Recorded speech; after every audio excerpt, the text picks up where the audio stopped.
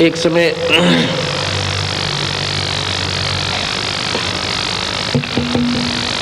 हरियाणा का मैं जिक्र कर रहा था अपने कबीर भगवान की महिमा का। सतगुरु महाराज किसी व्यक्ति विशेष के नहीं है।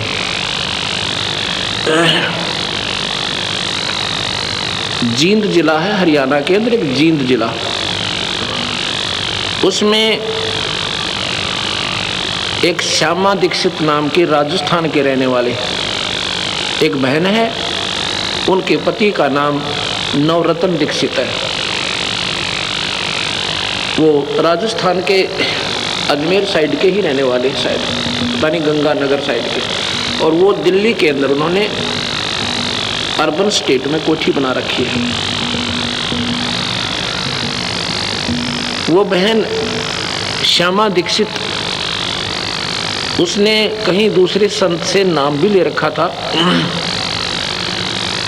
और एक हमारी शिष्या भगतमती शशि, वो सामने टी स्टॉल पर बैठी है, माई बहन जो टी स्टॉल ये बुक स्टॉल पर, जहाँ पर ये फोटो सतगुरु के स्वरूप बेचे जा रहे हैं, साथ में वो पुस्तकें देते हैं, कैसेट वगैरह, वो वहाँ सेवा कर रही है फ्री ऑफ, मतलब सेवा माई भी है। और ये हेड मिस्ट्रेस है हाई स्कूल की। कोई ने सोचा वो बावड़ी सी बैठी होगी, हेड मिस्ट्रेस एट प्रेजेंट है, छुट्टी लेकर आ जाती है सेवा में। और क्योंकि ये कहती है जी मैंने आपके मिलने से पूर्व मैंने कोई संत नहीं छोड़ा, मैंने कोई पंथ नहीं छोड़ा, जहाँ जहाँ मैं गई 20 साल से कंटिन्यूस ट्राई में थी, पर मुझे स्थान अब मिला, ये कहकर रोने लग जाती है। ये और वो श्यामा दीक्षित एक ही गुरु की शिष्या थी पहले। इसने जब ये मार्ग मिला सतगुरु का, कबीर भगवान की महिमा से परिचित हुई, पढ़ी लिखी इंटेलिजेंट थी, जल्दी बात को समझ गई, और फिर इसके अड़े हुए काम सतगुरु ने मिनटा में दूर किए।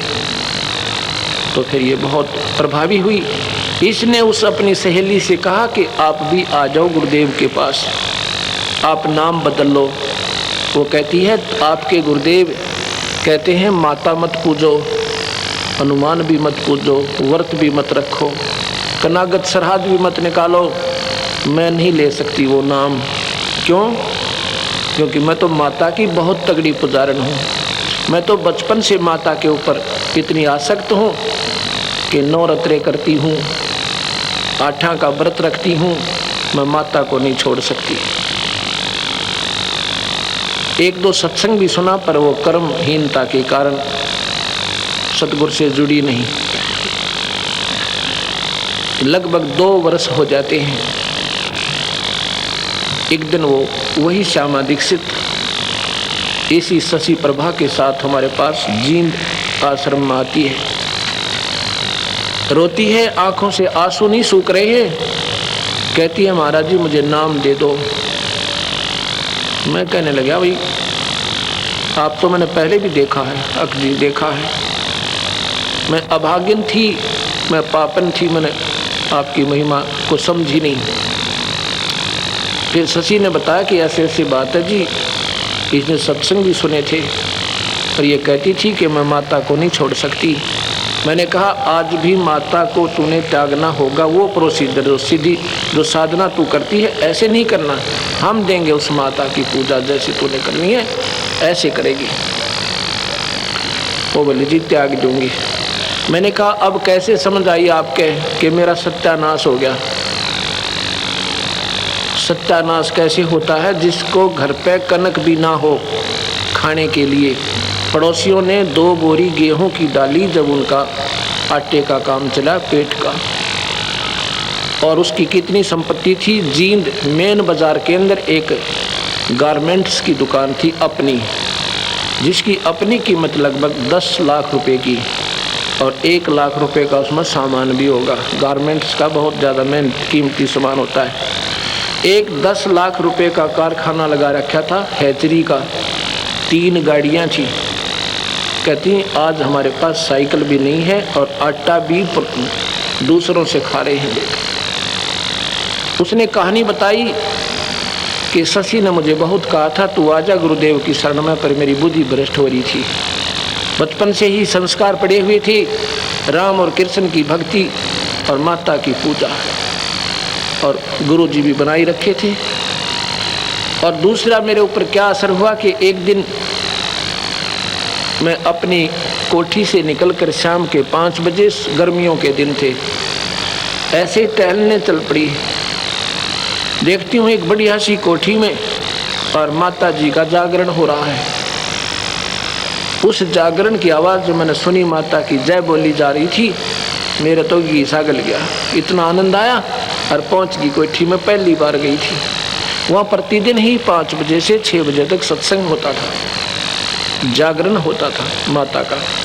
देखी तो सैकड़ों बहन और भाई वहाँ पर विराजमान थे, और बड़ा फोटो माता का, 8 भुजा वाली माता का रखा हुआ था, ज्योत जग रही थी।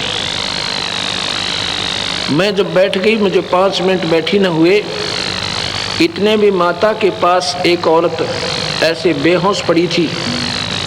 उसमें से आवाज़ आई कि श्यामा दीक्षित, श्यामा आगे आ जा, श्यामा मेरे पास आ जा। मैंने सोचा कोई और श्यामा होगी, मैं तो आज प्रथम बार तो आई हूँ, मुझे कौन जानता होगा। नहीं उठी। 3-4 आवाज़ लगाई, एक व्यक्ति खड़ा हुआ, कोई श्यामा है बहन आगे आ जा, माता बुला रही है। तो मैं खड़ी हुई और श्यामा कोई थी नहीं, मैं वहाँ पहुँच गई।